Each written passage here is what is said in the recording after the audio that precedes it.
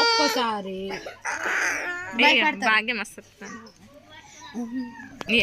నంది పోతుంది చేదిస్తే పోతుంది వీడియోనా wow super తెలుసా వాళ్ళ మమ్మీ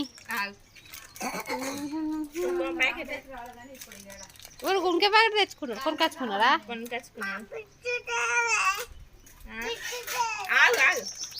రౌండ్ ఆఫ్ అయింది అయిపోయిందా చూసినావు కథ